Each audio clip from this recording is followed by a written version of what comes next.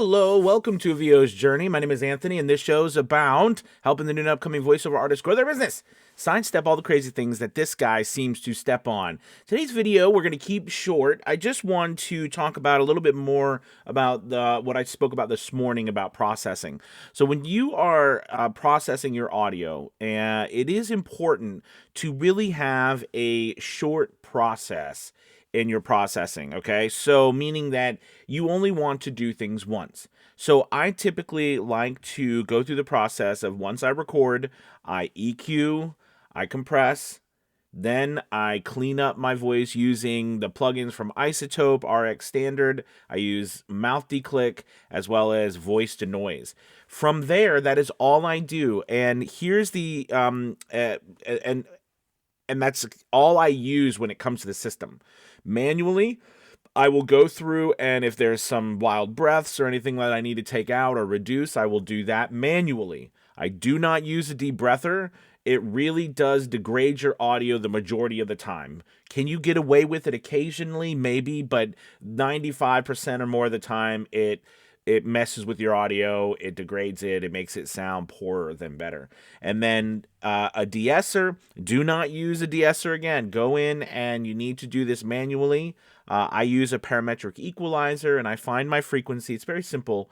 And I reduce that through the particular frequency that is native to my voice. So that's it with the process. That is literally all I do. And of course, if it's for ACX or something like that, I'll put it in the match loudness. I use Adobe Audition, and I just save that to -19 LUFS and -3.2 dBs for the peak, so that it doesn't go over -3. And that's it. And look, I mean, it's very, very simple, and I know a lot of people have a variety of other things. There's a lot of people who say get rid of your noise, your voice, your background noise first, and all these things. And I'm not here to say someone else is wrong. I'm just saying the system that I use, you only ever have to do these things once. And I've done it with thousands of voiceovers of my own and thousands of voiceovers that I've helped engineer for other voice actors as well.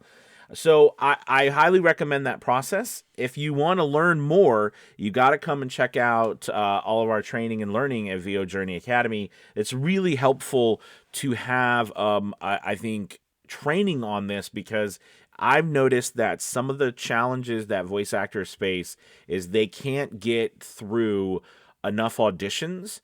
And a lot of times that, especially when you're starting out, a lot of that is because of your editing.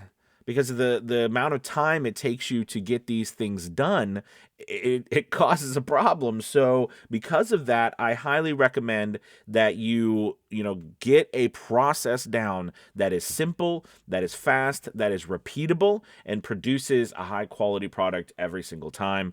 That sounded like an infomercial, didn't it? So anyways, but I like it. So yeah, so check out we're doing where you can try us out for $10 for the first month over at VO Journey Academy, and of course we've got some amazing things going on, so love to have you. Check that out for the link below. Again, I promised you I'd keep this short, so I will end it there. Remember, processing short and sweet is better than a lot. Okay, and you don't need 15 different compressors, and you don't need all this fancy stuff to make you sound good. The thing that'll make you sound the best is a well-treated space and quality equipment. That will make sound better than any sort of post-processing you can do. All right, guys, thank you so much. Have a wonderful, wonderful Thursday. See you tomorrow. Bye-bye.